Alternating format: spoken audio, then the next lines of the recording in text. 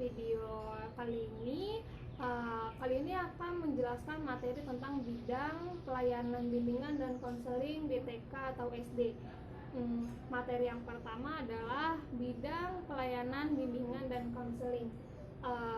Bidang bimbingan dan konseling itu ada 4. Yang pertama adalah bidang bimbingan pribadi, yang kedua adalah bidang bimbingan sosial, yang ketiga bidang bimbingan belajar, yang keempat adalah bidang bimbingan karir. Yang pertama bidang bimbingan pribadi, yaitu bidang pelayanan yang membantu peserta didik agar peserta didik tersebut dapat memahami, menilai, dan meningkatkan atau mengembangkan potensinya, minat dan bakat, serta kondisi yang sesuai dengan karakteristik kepribadian dan kebutuhannya secara realistik. Pelayanan bimbingan dan konseling membantu siswa agar dapat menemukan dan memahami serta mengembangkan pribadi yang beriman dan bertakwa kepada Tuhan Yang Maha Esa, mandiri, aktif, dan kreatif, serta sehat jasmani dan rohani. Yang kedua adalah bidang bimbingan sosial. Pada bidang bimbingan sosial yaitu bidang pelayanan yang membantu peserta didik dalam memahami dan menilai serta mengembangkan kemampuan hubungan sosial yang sehat dan efektif dengan teman sebaya, anggota keluarga, dan masyarakat sekitarnya. Pelayanan bimbingan dan konseling sosial itu agar membantu siswa dalam proses sosialisasi untuk mengenal dan berhubungan dengan lingkungan sosial yang dilandasi budi pekerti luhur dan rasa tanggung jawab. Yang ketiga adalah bidang bimbingan belajar. Pada bidang bimbingan belajar, yaitu bidang pelayanan yang membantu peserta didik agar mengembangkan kemampuan belajar dalam rangka mengikuti pendidikan sekolah dan belajar secara mandiri. Pada pelayanan bimbingan dan konseling belajar membantu siswa untuk mengembangkan kebiasaan belajar yang baik dalam menguasai pengetahuan dan keterampilan serta menyiapkannya untuk melanjutkan pendidikan pada tingkat pendidikan yang lebih tinggi. Yang terakhir adalah bidang bimbingan karir. Bidang bimbingan karir yaitu bidang pelayanan yang membantu peserta didik dalam memahami dan menilai informasi serta memilih dan mengambil keputusan karir. Pada bidang karir ini bertujuan untuk membantu peserta didik mengenal dunia kerja agar dapat menentukan kemana selanjutnya mereka akan melangkah setelah lulus dan mengetahui potensi diri yang dimiliki agar dapat diterapkan dengan kehidupannya serta dapat membaca peluang-peluang kerja atau peluang-peluang karir yang tersedia di lingkungan sekitarnya.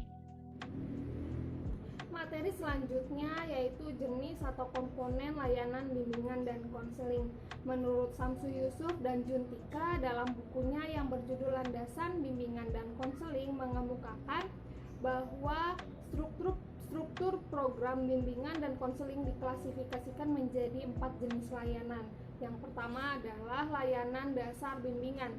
Layanan dasar bimbingan merupakan bantuan yang diberikan kepada individu yang disajikan secara sistematis dalam rangka membantu individu mengembangkan potensinya secara optimal.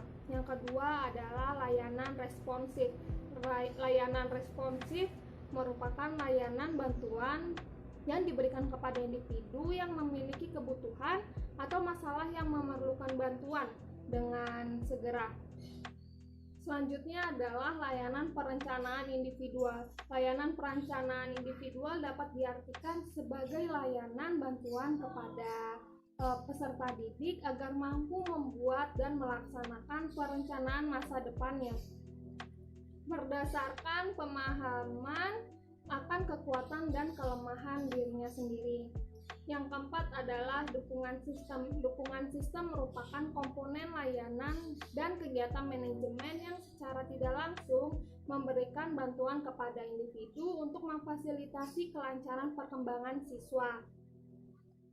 Materi selanjutnya adalah ciri-ciri program pelayanan bimbingan dan konseling di TK atau SD. Program bimbingan yang baik adalah program yang apabila dilaksanakan dengan efisien dan efektif.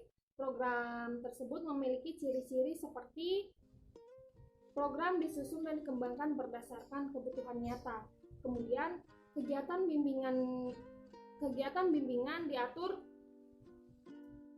menurut skala prioritas yang ditentukan berdasarkan kebutuhan siswa dan kemampuan petugas. Yang selanjutnya adalah program dikembangkan secara berangsur-angsur, dapat melibatkan semua tenaga pendukung di sekolah dalam merencanakannya.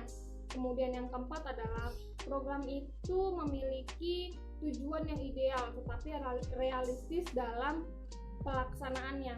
Kemudian program juga mencerminkan komunikasi yang berkesinambungan di antara semua anggota staf pelaksananya.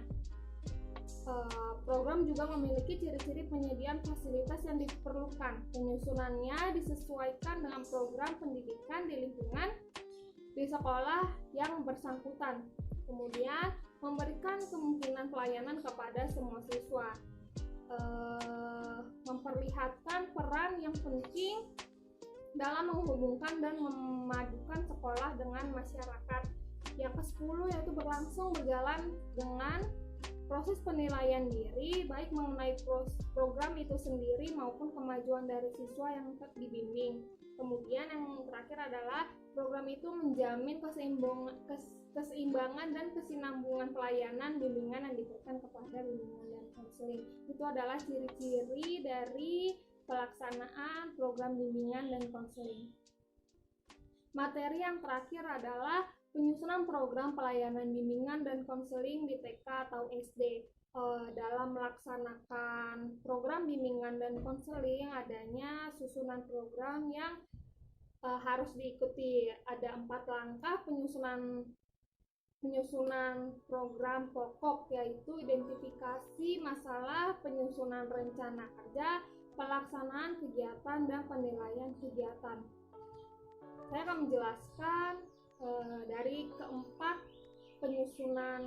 keempat pokok penyusunan program tersebut. Yang pertama, identifikasi kebutuhan. Identifikasi kebutuhan adalah program yang sesuai dengan kebutuhan konseli seperti kebutuhan aktualisasi diri dan pemenuhan diri seperti pengembangan potensi diri, kebutuhan harga diri, kemudian kebutuhan keamanan dan rasa aman, kemudian kebutuhan fisiologis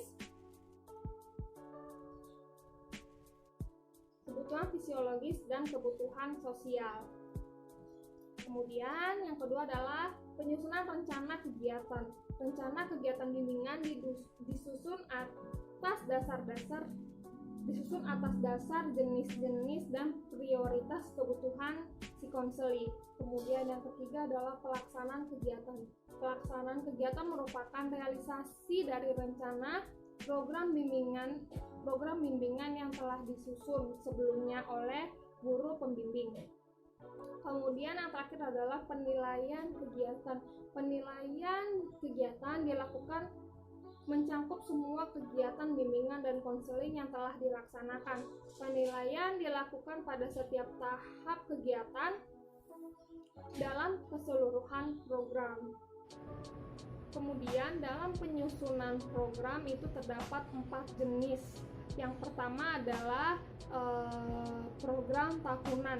Program tahunan yaitu program yang dirancang selama 1 tahun. Yang kedua adalah program semester yang dirancang selama 6 bulan. Kemudian program bulanan yang dirancang selama 1 bulan.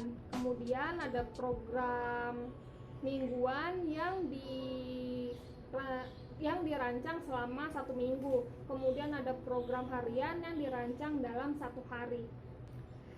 Terima kasih sudah menyimak video saya dari awal sampai akhir. Kiranya materi yang saya bawakan hari ini itu dapat berguna bagi teman-teman yang menonton dan dapat meluaskan pengetahuan teman-teman terhadap bimbingan dan konseling. Terima kasih.